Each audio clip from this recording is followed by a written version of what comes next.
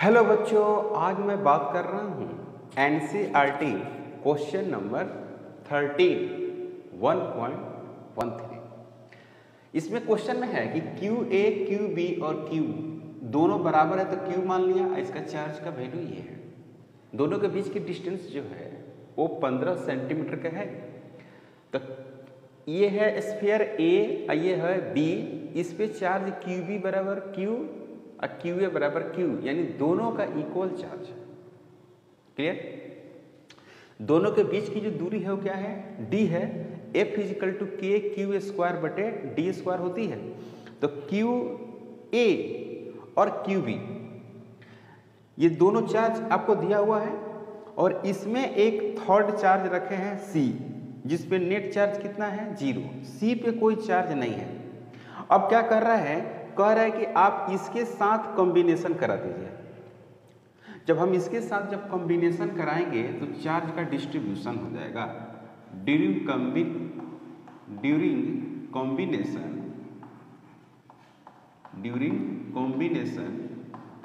Charge distributed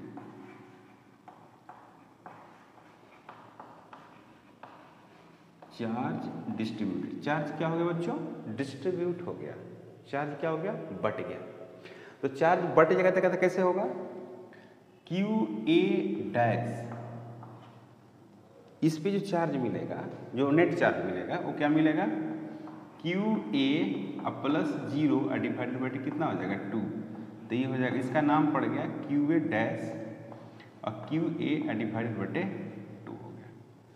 तो इतना ही charge इस पे भी मिल गया।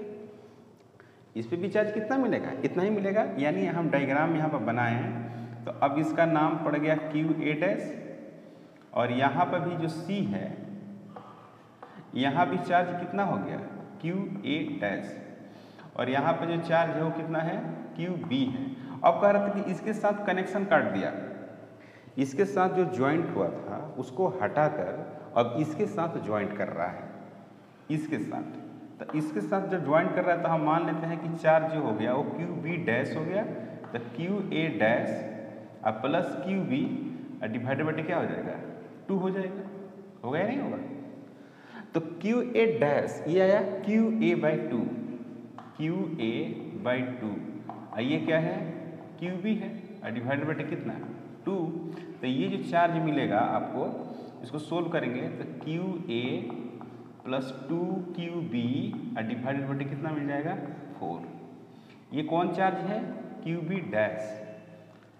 और फिर कह रहा है कि अब इसको क्या कर लिया? रिमूव कर लिया। क्लियर? तो रिमूव जब आप करेंगे, इसको हटा देता हूं मैं, ये मैंने लिखा है, अब इसको हटा रहा हूं। इसको हटाने के बाद अब डायग्राम कैसा बनेगा? अब जो डायग्राम बनेगा ये हो गया आपका क्यू ए डैश और ये आपका हो गया क्यू बी डैश। कोई डाउट नहीं? और इसके बीच की दूरी कितनी है? डी है। तो जो एफ डैश मिलेगा वो कितना मिलेगा? के क्यू ए डैश और क्यू बी डैश डिवाइडेड बटे डी का स्क्वायर। यहाँ तक कोई डाउट? कोई डाउट नहीं। यहाँ तक तो कोई प्रॉब्लम नहीं है। अब यहाँ पे क्या देखिएगा, F A dash equal to K और क्यू ए डैश। तो क्यू ए डैश बराबर हमारे पास जो मिला था वो कितना मिला था? क्यू ए डिवाइडेड बटे 2। यहाँ पर क्यू बी डैश वो देखिए वो रहा Q A plus 2 Q B divided बटे कितना? 4। तो यहाँ पर क्या लिखेंगे? क्यू ए डैश की जगह पर लिखेंगे क्यू ए डिवाइडेड बटे 2 into Q A plus 2 Q B divided बटे कितना? 4 और डिवाइडेड बटे डी का स्क्वायर। क्लियर है?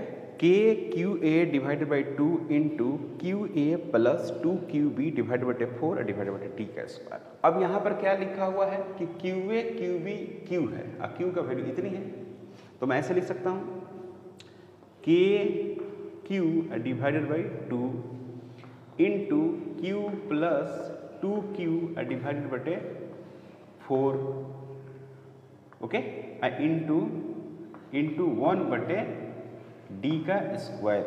यहाँ तक कोई डाउट नहीं।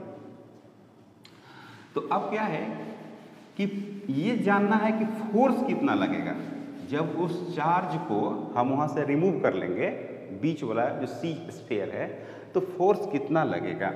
तो हम लिख सकते हैं क्या, F dash is equal to K का value 9 into 10 to the power 9 into 9 into 10 to the power 9 और 2q और 2q 3q, यहाँ पर क्या हो जाएगा q डिवाइडेड बटे 2 इंटू 3q डिवाइडेड बटे 4 और इंटू 1 बटे d का स्क्वायर, यानी 9 into 10 to the power 9 into q square divided बटे d का स्क्वायर इंटू 3/8। तो ये हो गया 9 into 10 to the power 9 into 6.5 into 10 to the power -7 into 6.5 into 10 to the power -7 into 3/8 और डिवाइडेड बटे 50 into 10 to the power -2 into 50 into 10 to the power -2। इस तरह से करेंगे तो एक ये है और एक ये है, तो 2 जीरो से ये कट गया, ओके। और यहाँ पर है, इससे अगर काटेंगे तो 1.3 होगा, 13 से काटेंगे तो, इस 5 को भी यहाँ से काटेंगे तो 13 से काटेंगे तो 1.3 होगा। तो नीचे देखिए क्या क्या वैल्यूज है, 9 है और 1.3 into 1.3 into 10 to the power 9 into 10 to the power minus कितना हो गया 14, इसको ऊपर भेजेंगे तो 10 टू द पावर कितना होगा 2, इसको ऊपर भेजेंगे तो इंटू 3/8। कोई डाउट नहीं। तो यहाँ पर कोई कटने वाला है कोई नहीं, तो 9 into 1.69 into 3 into 10 to the power, ये हो गया माइनस कितना 12, 9 है तो -3 डिवाइडेड बटे कितना 8। कोई डाउट नहीं। तो इसको अगर हम काटते हैं इसको तो यहाँ पर हो जाएगा 0.8 गुना 16 है ना, ये हो जाएगा 1, लगभग इस कितना बार में कटेगा, ओके। तो ये वैल्यूज आएगी आपको, फोर्स कितना लगेगा यही हमको बताना है। थोड़ा बड़ा सवाल था और कठिन नहीं था, सिंपल ही क्वेश्चन था। तो एफ जो डैश है, एफ डैश वो हो गया कितना आपको, ये हो गया 9 into 0.21 into 3 into 10 to the power -3 newton, ठीक है। तो इसको आप कीजिएगा तो यहाँ पर हो गया 9, ये हो गया 18 हो गया 0.3 into 3 into 10 to the power -3, 9 into 3 27 और 8 इंटू 3 24, 26 हो गया और ये हो गया 5 into 10 to the power -3 newton, ये हो गया आंसर। इतना फोर्स लगेगा इसमें, ओके क्लियर। बहुत अच्छा क्वेश्चन है।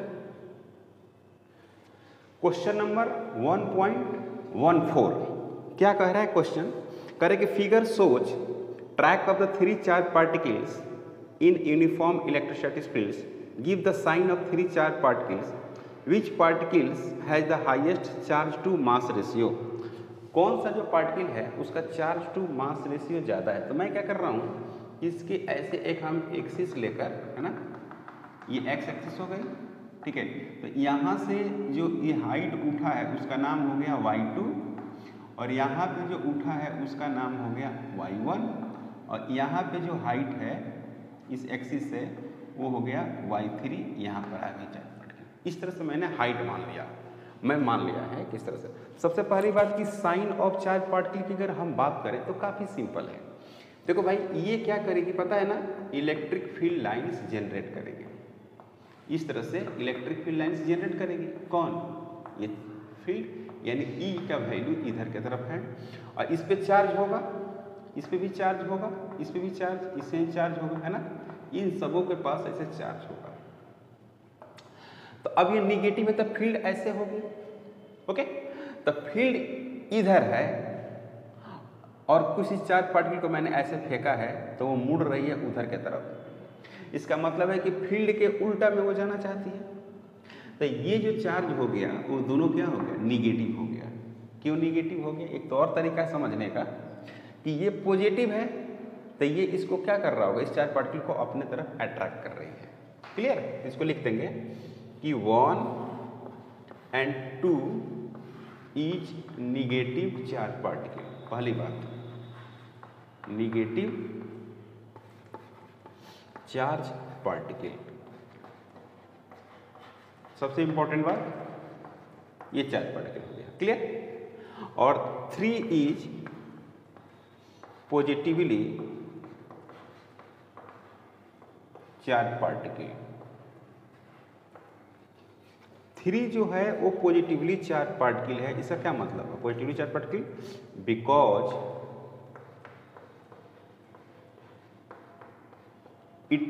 It's bends towards opposite sign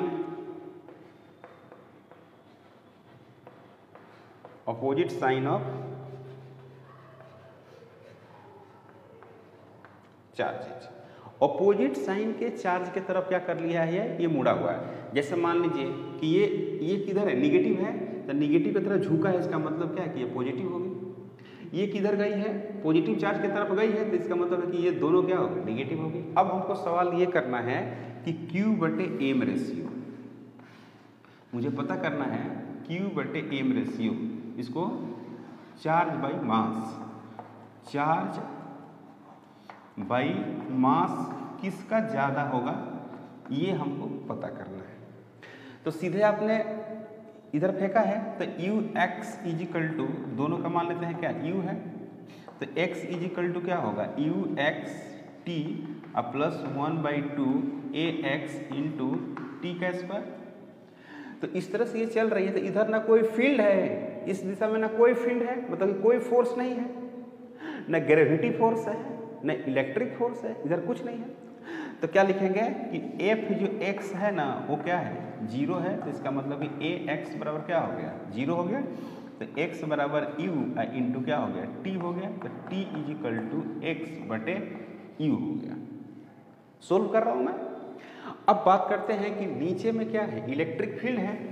तो नीचे में इलेक्ट्रिक फील्ड है और उस चार्ज पार्टिकल का चार्ज है और उसका क्या है, मास है। इतना तो है भाई, इतना है ना।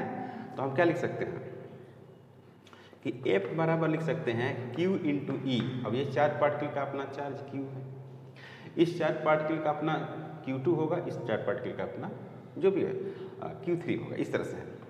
तो MA इजिकल टू क्या लिखते हैं, F लिखते हैं। तो यहाँ पर लिखेंगे MA equal to Q into E। तो A इजिकल टू लिखेंगे QE डिवाइडेड बटे क्या, M। तो एक्सेलरेशन क्या हुआ, A1। तो चार्ज क्या हुआ, Q1। इलेक्ट्रिक फील्ड क्या है, E कांस्टेंट है और मास हो गया M1। उसी तरह से A2, तो यहाँ पर क्या हो गया, Q2 और ये हो गया क्या बच्चों, E डिवाइडेड बटे M2। उसी तरह से A3 हो गया और यहाँ पर क्या हो गया, Q3 हो गया और यहाँ पर E हो गया और यहाँ पर क्या हो गया, M3 हो गया। सही है। तो अब लिखेंगे motion along Y axis, motion along Y axis. तो वाई एक्सिस में जब मोशन लिखेंगे तो क्या लिखेंगे, y इजिकल टू UYT प्लस 1/2 AY टी का स्क्वायर। तो यहाँ पर क्या लिखेंगे, y इजिकल टू 0, चूँकि इनिशियल वेलोसिटी किधर है, अगर इधर देखा जाए इनिशियल वेलोसिटी किधर होगा, x में होगा ना। Ux बराबर u होगा, लेकिन Uy क्या होगा, y में जो वेलोसिटी होगा वो क्या होगा, 0 होगा। देख रहे हैं ना, y में कोई वेलोसिटी नहीं होगी, होगी क्या, y में कोई वेलोसिटी नहीं, इनिशियली इधर चली। तो y में इनिशियल वेलोसिटी 0, तो मैंने लिख दिया यहाँ पर 0। अब प्लस यहाँ पर क्या लिखेंगे, QE डिवाइडेड बटे M इंटू क्या लिखेंगे, टी का स्क्वायर। लिखा मैंने। तो अब यहां पर क्या करता हूं मैं, इसको थोड़ा सा चेंज कर रहा हूं। चेंज कैसे करता है जरा समझिए। तो y equal to y equal to मैं लिखूंगा क्यू ई डिवाइडेड बटे एम इंटू टी। टी के बदले क्या लिखेंगे, टी के बदले लिखेंगे x इतना का स्क्वायर। तो y equal to Q E divided बटे एम एक्स स्क्वायर और यू का स्क्वायर। तो y equal to electric field क्या है, कांस्टेंट है, और ये x क्या है, सभी के लिए सेम है ना, ये प्लेट की लंबाई। तो इसको लिख देते हैं क्या, ई हो गया, और क्या हो गया u का स्क्वायर, ये भी कांस्टेंट है, और l का स्क्वायर क्या लिख दिया मैंने, l का स्क्वायर। ये पूरा लंबाई जो प्लेट का है वो मान लीजिए कितना है, l है, तो ये हो गया l का स्क्वायर। ठीक है, ये हो गया कांस्टेंट, और यहाँ पर बच गया क्या, q बटे m। तो क्या मिला आपको कि q बटे m, q by m is directly proportional q by m, यानी y q by m directly proportional y। तो q1 m1 y1 q2 m2 y2 q3 m3 directly proportional क्या है, y3 है ना। तो हाइट ज्यादा किसकी है, देखिए तो x एक्सिस से इसकी हाइट ज्यादा है ना, इसकी क्या है उससे कम है। सबसे कम किसकी है, सबसे कम इसकी है, उसके बाद बड़ी किसकी है, इसकी है, और सबसे बड़ी इसकी है। तो q बटे m रेशियो जो होगा देखिएगा, q बटे m किसका, 3 का, ग्रेटर देन q बटे m किसका, 2 का, ग्रेटर देन q बटे m किसका, फर्स्ट का, फर्स्ट का है। मतलब इसको माना मैंने फर्स्ट, इसको सेकंड, थर्ड। तो ये हो गया आपको फर्स्ट, और सबसे कम किसका है, 2 का। तो q बाई m रेशियो सबसे ज़्यादा जो है वो किसका है, 3 का है, उसके बाद सेकंड फर्स्ट का है, उसके बाद सेकंड का है। अच्छा क्वेश्चन है ये। ओके, क्वेश्चन नंबर 1.15 क्या कह रहा है question, consider a uniform electric field E 3 into 10 to the power 3 newton पर coulomb I cap. What is the flux through the field through a square of 10 centimeter on a side whose plane parallel to the yz plane। अब कह रहा है कि plane जो है yz plane पर हो। तो सबसे पहली बात ये देखो भाई, ये हो गया कौन, y, और ये कौन हो गया x, और e कौन है, ये z है। तो z कैसा, ऐसा है ना, तो ये yz पर होगा। देखो yz पर ऐसे आएगा, इस तरह से स्क्वायर को रखना होगा, एरिया वेक्टर इधर और फील्ड किधर है, इधर है। तो इसको हम क्या करते हैं, स्क्वायर को ऐसे रख देते हैं, ये हो गया स्क्वायर। तो इसका एरिया वेक्टर किधर होगा, इधर होगा, और क्या लिखेंगे, एरिया वेक्टर बराबर 100 into 10 to the power -4 metre का स्क्वायर और आई का। और इलेक्ट्रिक फील्ड दिया हुआ है, तो जिसका ए होगा, ए फाई ई बराबर क्या लिखेंगे, E vector dot A vector. तो ई का वैल्यू है, ई का वैल्यू है आपको 3 into 10 to the power 10 I cap A dot 100 into 10 to the power -4। Electric field का जो वैल्यू है 3 है, यहाँ पर 3 है, 3 इंटू 10 टू द पावर 3, 10 नहीं है, 3 इंटू 10 टू द पावर 3 है। तो यहाँ पर लिखते हैं क्या, 3 इंटू 10 टू द पावर 3, और यहाँ पर ये वैल्यूज हो गया। यहाँ पर भी क्या है, आई कैप है। तो यहाँ पर लिखेंगे कितना, 3 into 10 to the power 3 into, इसको हटाएंगे तो 10 टू द पावर -2, और आई डॉट कितना होता है, आई 1 हो जाएगा। तो ये हो गया 30 न्यूटन पर कूलम मीटर का स्क्वायर आंसर। ये आया इलेक्ट्रिक फ्लक्स की वैल्यूज। क्लियर है यहाँ तक कोई डाउट नहीं है। ओके, अब है कि इसी में बी पार्ट है, बी पार्ट में कह रहा है कि if area vector and electric field makes an angle 60 degree when B में है कि व्हेन एरिया वेक्टर मतलब A vector and electric field makes an angle when area vector and E vector makes an angle theta is equal to 60 degree, theta equal to 60 degree. तो A equal to कितना था 100 into 10 to the power -4 metre का square, और E जो था वो कितना था 3 into 10 to the power 3 newton पर कूलम। तो फ्लक्स की जो वैल्यू लिखेंगे वो लिखेंगे E A cos theta, E A cos theta लिखा जाएगा। क्लियर है, यहाँ तक कोई डाउट नहीं।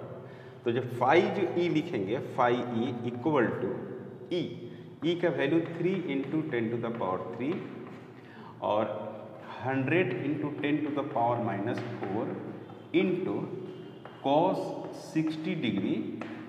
तो इसको लिखा जाए, इसको सोल्व करेंगे तो कितना होगा 30 इंटू 1/2, तो ये हो गया 15 न्यूटन पर कूलम मीटर का स्क्वायर। क्लियर, ये फ्लक्स निकालने का तरीका। क्वेश्चन नंबर 1.16 ये कह रहा है कि एक क्यूब रखा हुआ है, उसकी साइड कितनी है 20 सेंटीमीटर का एक क्यूब है, और एक्स एक्सिस में इलेक्ट्रिक फील्ड दी हुई है 3 into 10 to the power 3 newton पर कूलम। ये कह रहा है प्रीवियस क्वेश्चन। तो इसके पहले वाला जो क्वेश्चन था 15, उसमें इलेक्ट्रिक फील्ड कितनी थी, यही ना थी, और आई कैप थी। तो कह रहा है कि नेट फ्लक्स क्या होगा, इसका नेट फ्लक्स या इसके अंदर चार्ज कितना होगा, ये सब पूछ सकता है। तो हम कह रहे हैं कि इसको मान लेते हैं ए, इस सरफेस को ए बी सी और डी, ये वाली सरफेस इधर वाली, और इधर वाली को मान लेते हैं ई एफ जी और एच। ठीक है, तो इस सरफेस को 1, इस सरफेस को क्या मान लेते हैं 2। तो एट सरफेस, ध्यान दीजिएगा, एट सरफेस फर्स्ट, तो फर्स्ट में क्या लिखते हैं फाई 1। इसमें एरिया वेक्टर किधर, इधर है एरिया वेक्टर, और फील्ड किधर है इधर, तो कितना हो जाएगा 180 डिग्री होगा, 180 होगा। तो क्या लिखेंगे हम लोग कि ई एक्स, और फिर क्या लिखेंगे ए निगेटिव साइन, तो -3 into 10 to the power 3 minus में इंटू एरिया साइड का स्क्वायर, तो साइड कितना है 20 सेंटीमीटर, तो 20 और फिर 20 और 10 टू द पावर -4। कोई डाउट नहीं। तो यहाँ पर लिखेंगे कितना 1 2, यहाँ से ये कट जाएगा, -2 बचेगा, यहाँ पर बच जाएगा 1, तो ये हो गया 4 -12 120 न्यूटन पर कूलम मीटर का स्क्वायर। ये फाई 1 आ गया। अब बात करें क्या हम फाई 2 की, अगर हम बात करते हैं फाई 2 एट सरफेस, सरफेस कितना सेकेंड का, सरफेस 2, तो फाई 2 इज इक्वल टू लिखेंगे, फाई 2 इक्वल टू लिखेंगे ई एक्स इंटू ए, तो ये पॉजिटिव में होगा, फील्ड इधर ही है इस सरफेस से इधर, और एरिया भी किधर है इधर ही है, तो ये पॉजिटिव हो जाएगा। तो पॉजिटिव में भी कितना होगा 3 into 10 to the power 3 into 20 into 20 into 10 to the power -4, तो ये हो गए 120 न्यूटन पर कूलम मीटर का स्क्वायर। ये हो गया फाई ई। तो ये एक आंसर हो गया, एक आंसर ये हो गया इच सरफेस का। बाकी पर सब क्या होगा 0 होगा, रिमेनिंग्स आर 0। तो रिमेनिंग्स आर 0, रिमेनिंग का वैल्यू जो होगा वो क्या होगा 0 होगा। तो फाई नेट इसका क्या होगा, फाई नेट इसको 2 मान लेते हैं ना, अच्छा रहेगा, 2 है ये 2। तो फाई नेट जो होगा वो कितना होगा फाई 1 प्लस फाई 2, तो फाई 1 हो गया -120 और प्लस 120, तो ये हो गया कितना 0। तो phi net is equal to हो गया 0। तो नेट फ्लक्स कितना होगा इसमें 0 होगा। अब कह सकता है कि इसके अंदर चार्ज होगा कि नहीं होगा, तो देखिए कैसे लिख सकते हैं इसको, किस तरह से लिख सकते हैं। अगर मैं इसको और कहें तो फाई नेट, और मैंने चर्चा करी इसमें, ये है वो आंसर, इस तरह से आंसर लिखेंगे। अब phi net is equal to कितना होता है, क्यू इनक्लोज्ड डिवाइडेड बटे 0। तो क्यू इनक्लोज्ड में क्या हो गया, ये हो गया 0, क्यू इनक्लोज्ड डिवाइडेड बटे ऑप्शन नॉट। तो Q enclosed is equal to कितना हो गया, 0। तो अंदर में नेट चार्ज 0 है, यानी क्यू नेट क्या है, इसका मतलब है कि नेट चार्ज 0 है लेकिन चार्ज 0 नहीं है। चार्ज हो भी सकता है, नेट फ्लक्स का मतलब यही होता है कि अंदर में नेट चार्ज 0 होगा, हो सकता है चार्ज पॉजिटिव हो और निगेटिव हो। तो नेट तो 0 होगा लेकिन चार्ज 0 नहीं होगा, may be positive and negative. Okay, question number 1.17, ये क्वेश्चन जो है 1.17 है और ये कह रहा है कि अगर किसी क्यूब में एक क्यूब है एक, और इस क्यूब के चलते जो है नेट जो फ्लक्स है, नेट फ्लक्स आपको दे रखा है, ठीक है। ये एक क्यूब है, इस क्यूब में नेट फ्लक्स यानी फाई जो नेट है वो आपको दिया हुआ है 8 × 10⁻³ न्यूटन पर कूलम मीटर का स्क्वायर। तो ये कह रहा है कि इसके अंदर चार्ज कितना होगा। तो अगर हम गॉस की बात करें, फ्रॉम गॉस लॉ, तो phi E is equal to Q enclosed divided बटे ऑप्शन नॉट। ओके, तो यहाँ पर क्या हो गया, 8 × 10⁻³ न्यूटन कूलम मीटर का square is equal to Q enclosed divided बटे कितना, epsilon naught. Q enclosed is equal to epsilon naught into 8 × 10⁻³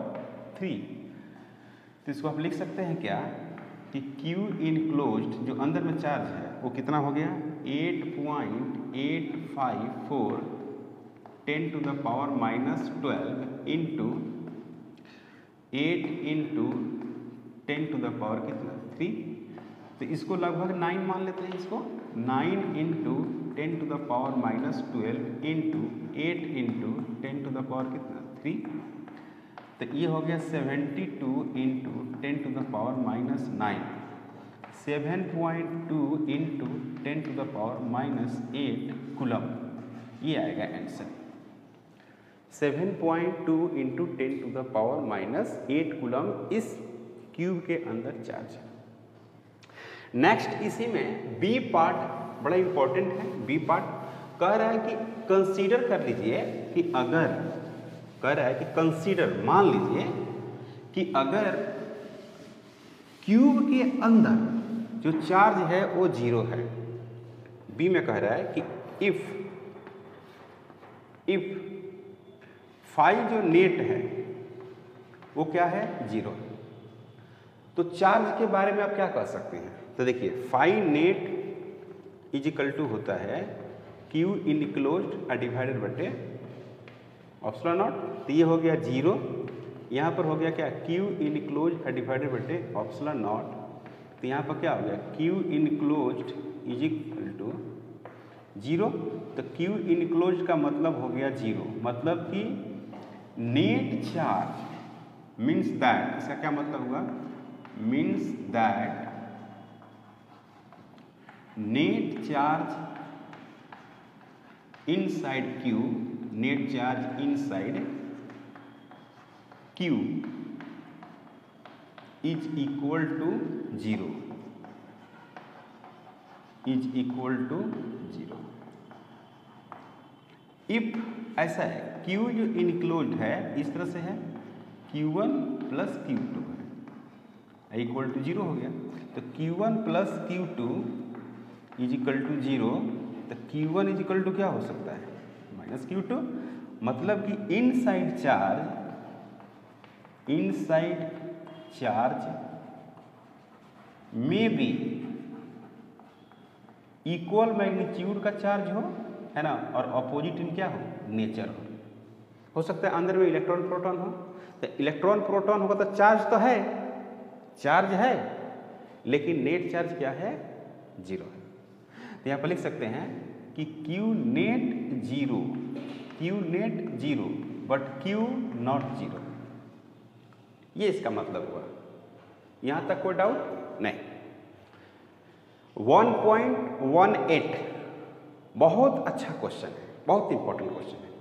कह रहा है कि इस तरह का एक स्क्वायर दिया है जिसका साइड कितना है, 10 सेंटीमीटर का है। ऐसे स्क्वायर है, ऐसे मान लो ऐसे स्क्वायर है और 10 सेंटीमीटर का स्क्वायर है और इसके सेंटर से 5 मीटर ऊपर आते हैं, सॉरी 5 सेंटीमीटर ऊपर आते हैं और एक क्यू चार्ज दे देते हैं।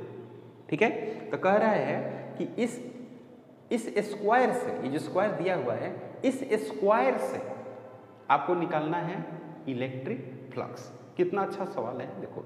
अब सवाल में ये भी लिख दिया है, नीचे लिखा है कि consider a square look like cube. कैसा लुक लाइक करता है, क्यूब की तरह ये है, ऐसा मान लेना है।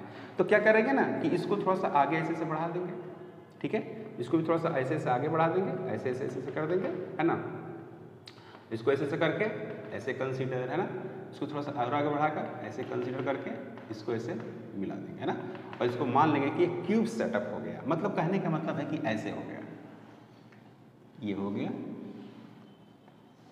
ये तो आपको पता ही है कितना सेंटीमीटर का है, 10 सेंटीमीटर। ये भी कितना है, 10 सेंटीमीटर। अब इसी को हम एज्यूम कर लेते हैं क्यूब, क्यूब बन गया ये। तो जब चारों तरफ से चार्ज को घेरेंगे तभी तो फ्लक्स आएगा। देखो यहाँ पर चार्ज है, ये और इस यहाँ से कितना दूरी पर है, 5 सेंटीमीटर। तो 5 सेंटीमीटर का क्या मतलब हुआ, 5 सेंटीमीटर का मतलब ये हुआ कि ये बिल्कुल बीच में है। तो जब बीच में रहेगा ना तो इसके चलते फील्ड क्या होगी, इक्वली डिस्ट्रीब्यूटेड होगी। देखो इधर इधर, है ना, ये सब इलेक्ट्रिक फील्ड क्या होगा, इक्वली तुम्हारी तरफ, अंदर की तरफ, है ना, इसकी एरिया इधर होगी। तो ये बीच में आ गया, ये 10 सेंटीमीटर सब 10 सेंटीमीटर है, तो उससे कोई हमको मतलब नहीं है, हम तो गॉस से इसको सोल्व करेंगे। तो जो नेट फ्लक्स होता है, ध्यान दीजिएगा, फाई जो नेट होगा, फाई नेट, वो क्या हो जाएगा, net flux phi 1, phi 2, phi 3, phi 4, phi 5, phi 6। अब यहाँ पर क्या है कि जो फाई 1 है, फाई 2 है, फाई 3 है, ये सब आपस में क्या है, बराबर है, सब बराबर है। तो यहाँ पर क्या हो जाएगा, फाई जो नेट होगा वो कितना हो जाएगा, phi phi phi phi phi phi 1 2 3 4 5 6, ये हो गया 6 × 5। तो ये एक स्क्वायर की तरफ का है, ये कितने स्क्वायर है, 6 स्क्वायर है ना। तो प्रत्येक की तरफ क्या होगा, इक्वल इक्वल होगा, क्योंकि चार्ज किसमें है, बीच में है, तो equal number of field lines transfer कर रही है। तो यहाँ पर क्या हो गया, फाई नेट। अब फाई नेट तो आप समझते ही हैं, गॉस लॉ से फाई नेट के बारे में आपकी जानकारी है। क्या जानकारी है भाई, फाई नेट के बारे में जानकारी ये है कि ये होता है क्यू इनक्लोज्ड डिवाइडेड बाय क्या, ऑप्शनल नॉट, ये हो गया। अब फाई नेट, यहाँ पर फाई नेट बराबर क्या लिखेंगे, 6 × 5, तो ये हो गया Q enclosed divided by epsilon naught, phi is equal to Q enclosed divided by कितना, ऑप्शनल नॉट इंटू कितना, 6। Flux through the surface, flux किधर, फ्लक्स थ्रू द सरफेस, यही सरफेस के थ्रू फ्लक्स आई है। अब इसको आपको कैलकुलेट करना है, मान लीजिए ये दे सकते हैं, कोई दिक्कत नहीं है।